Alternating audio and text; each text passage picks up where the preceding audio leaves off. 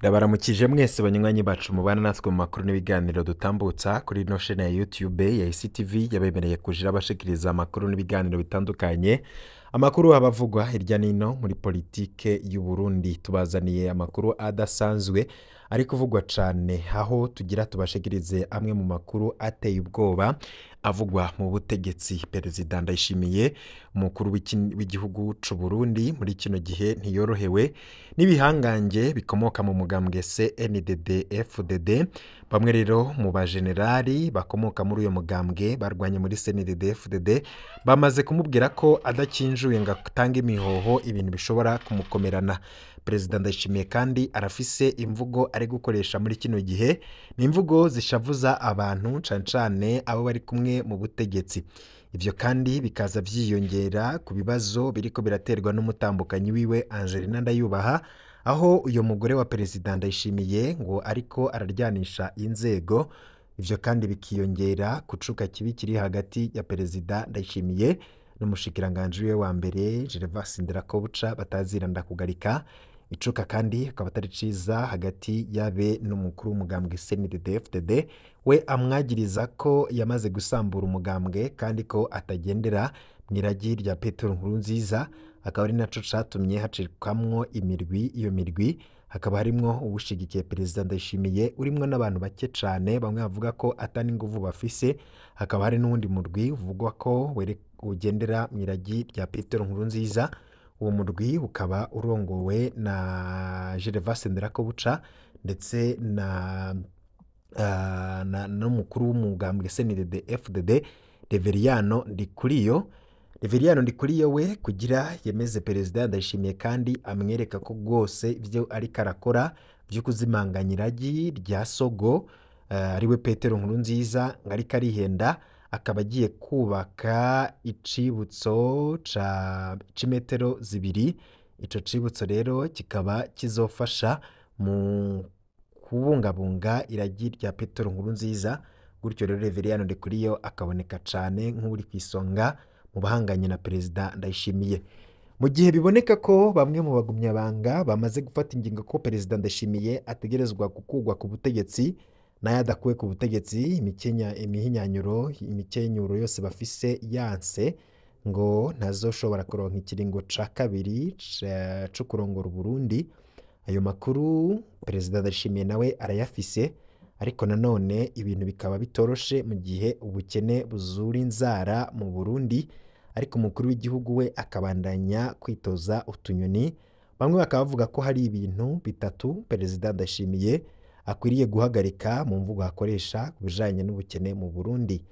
Mw'ijambo yavuze ryo guhimbaza imyaka 62 Burundi bumaze bwikukiye, Perezida Ndayishimiye yarasubiriye gushimika ko Uburundi budakenye, ko abarundi bose bahaze kiretse ibinebwe.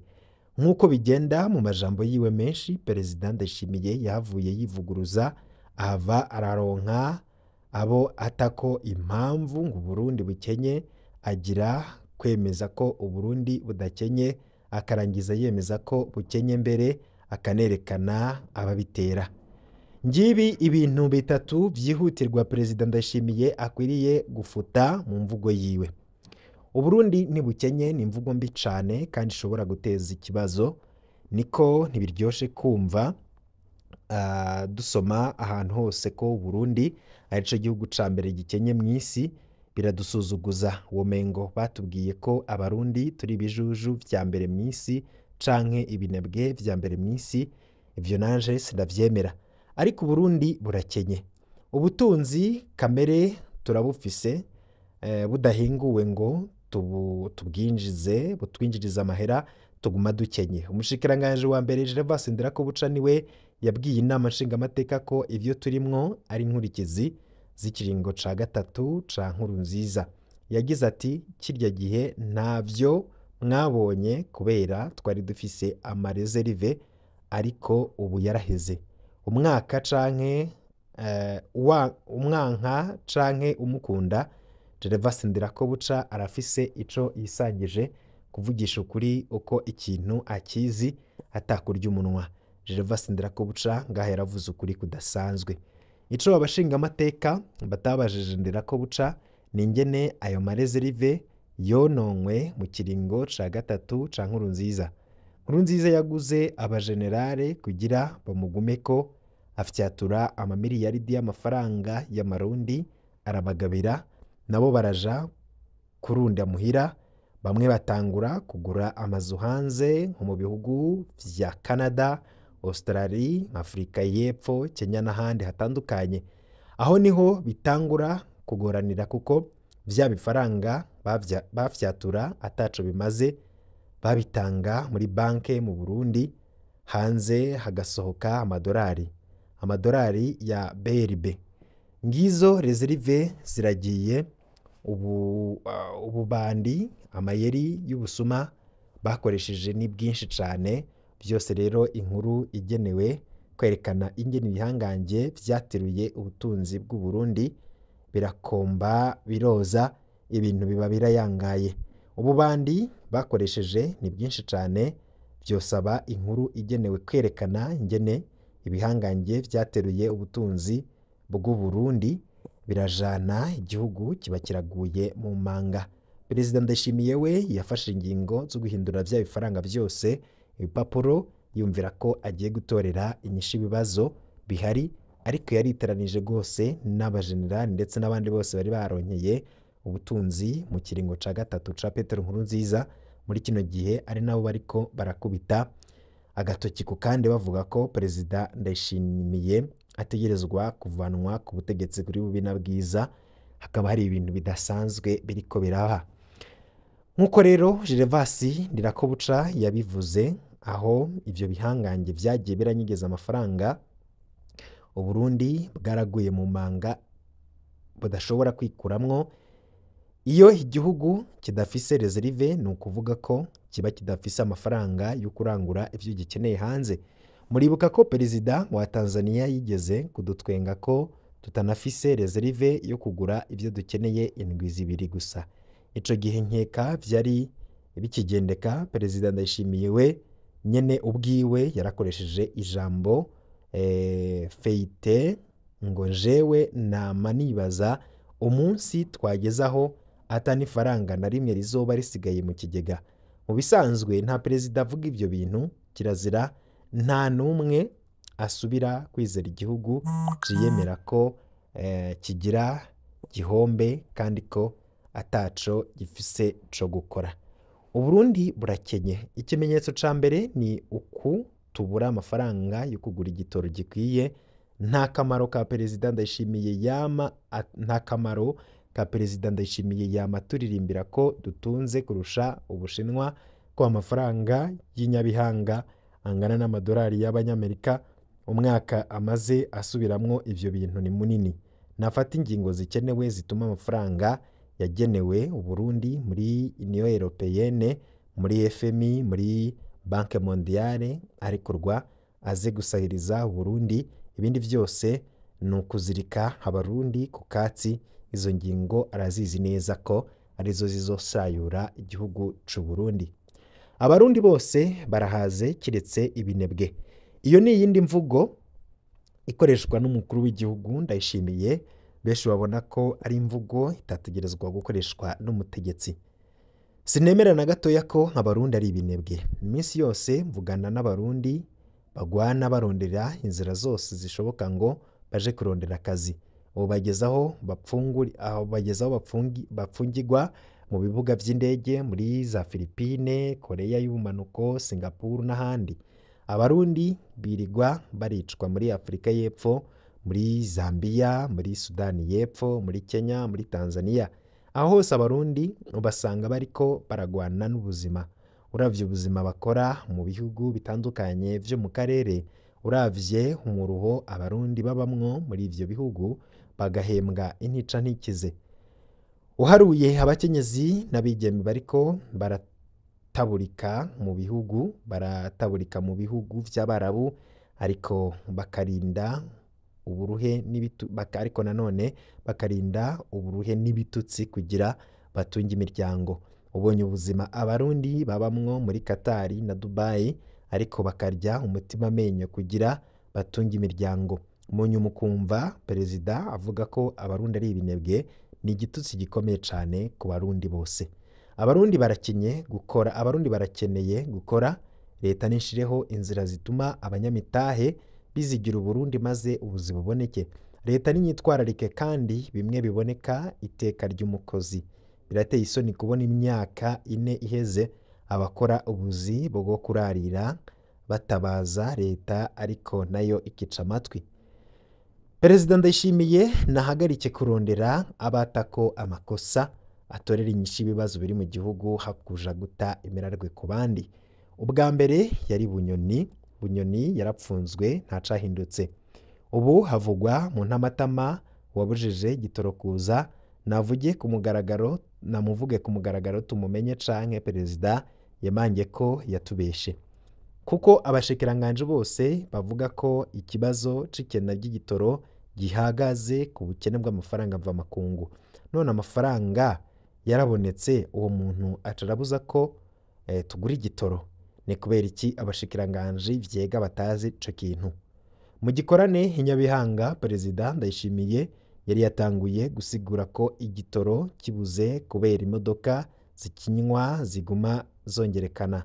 None zinywa ica gusa ntiziriha. Uburundi bwoba bufise imiduga kurusha ibihugu vyose vyo mu karere? Ico ni ikibazo nanone abantu bibaza. Mu birori vyo kwigina ukigukira Igitega, igenekerezo rya mbere z'ukwezi kw'indwi 2024, amaze kwivuguruza akagaruka kwemera ubukene, perezida Ndayishimiye yaciye ahindukira ata ubwo bukene ku banyagihugu ngo nibo babuteje. Perezida Ndayishimiye yaravuze ati yabise bandimirange, ababeshejweho n'urwenge, abasega canke bakaba abasuku babandi, abizeye gukamisha ivyicaro vyose nivyo perezida Ndayishimiye yagiriza abarundi. Hoba harabayeho ivyigwa vyerekana ko abo bantu uko bangana n'uruhombo bateza igihugu? Hoba harafashwe ingingo ziberekeye zituma baja mu buzi bubaha iteka? Izi mvugo zituka abanyagihugu zirarondera kubumvisha ko batoraba amakosa ya leta, ahubwo ko bokwitako imirarwe bonyene. Intumbero ni imwe, ko atanumwe abazwa ingorane ziri mu gihugu. Perezida, iyi disike y'amayeri irashaje. Fata ingingo zikenewe kandi zikiza Uburundi. Umushikiranganje wa mbere wawe yaratomoye aho umuzi w'ikibazo uri. Burya wahoze uzi injyane za 2015, burya wafatanya abarundi bose. Burya woheza izi njyane za 2015, burya wofatanya abarundi bose. Burya wobana neza n'ababanyi ukareka kwiyugaranira ko mbere ico wari waragitanguye neza. Burya wosubiza umwidegemvye abarundi maze amakungu akakwizera. Intambwe ikiza Uburundi wowe yinjiyemwo, ibindi byose ni bitito. Ivyo ntaco bishobora gufasha mu bibazo bihanze abarundi. Gutyo rero nk'umukuru w'igihugu wofata ingingo ibereye. Ico bikoze abenshi babona ko perezida Ndayishimiye ariko araca mu bihe bitoroshe. Ati uwovuga ko umurundi ari umunebwe yofata akanya gatembera mu bihugu bitandukanye abarundi turimwo, noneho akabona neza ko turi abakozi canke ibinebwe. Aho usanga umuntu ariko yiruka aja gukora asanzwe agwaye, wamubaza uti ko ukora umerewe utyo, akakubwira nta bundi buryo nabaho canke ngo umuryango wanje ubeho, n'amabanga. Perezida Ndayishimiye ariko aratwishima hejuru, ntazi ibibazo turimwo. Ati natwe abanyagihugu bibusiga turabona inyishu y'ibibazo vy'ubukene. Ati nakore ku buryo igihugu kigira icizere mu makungu, mu Burundi busubire bufashwe, nayo kuguma widadira kandi ukenye ntaco bishikako. Ati yarapanitse, nukudutuka vyonyene nta kindi ashoboye. Itunga ku gihugu ryugariye mu minwe yiwe, mu gihe atarirekura turacapfa nk'abana b'inyoni. Ufise umukuru atari visionnaire vyama bigenda uko nyene, impano y'ukudutuka arayifise.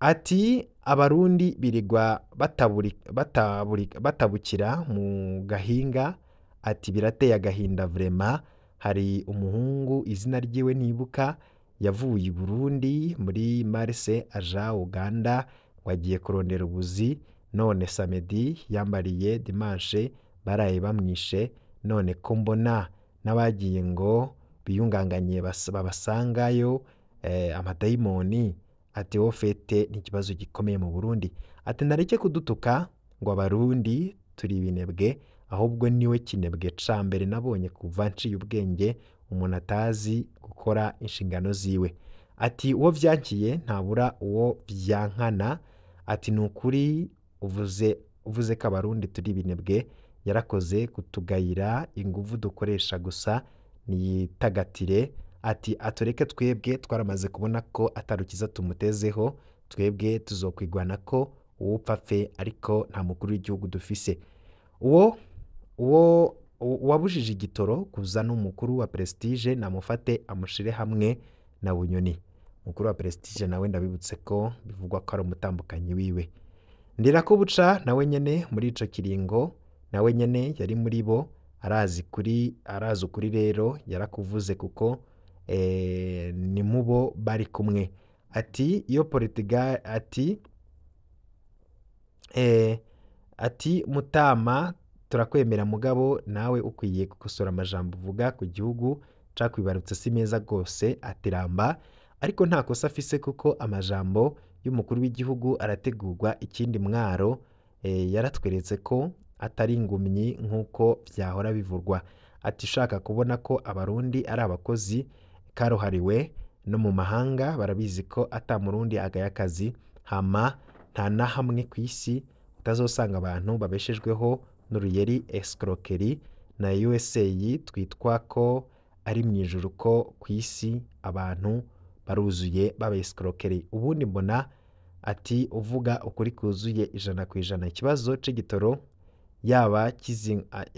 yaba zikinywa kwa gusa vyumvikana buke buke, ati perezida iyi disike y'amayeri irashaje, akantu karansekeje, impamvu ziregutse, ati ewe Mukama urakwiye guhagurukira igihugu, niwumve amasengesho y'abera bawe. Ati n'ivyo vya 2015 mu babiteye, ati abo bategetsi nibo bariko baravyinyegeza inyuma, barazi ibibazo vyabo. Ati ibiriko birabera mu Burundi nta handi bizodushikana atari mu manga. Ati turababajwe cane n'indongozi ziterekwa ineza y'abarundi ahubwo bishirira mu mifuko yabo. Ati abo bategetsi batabona ko ibibazo biri mu gihugu ngo bavyemange banabitorera inyishu, nta rukiza twobitegako. Ni vyinshi cane bamwe n'abandi bagiye baravuga kuri zino nkuru, nawe urafise ico woterera muri komanteri.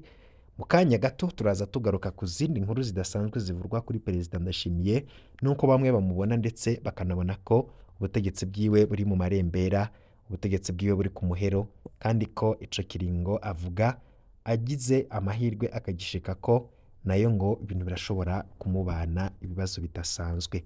Mu kanya nayo makuru yose turaza kuyabaha.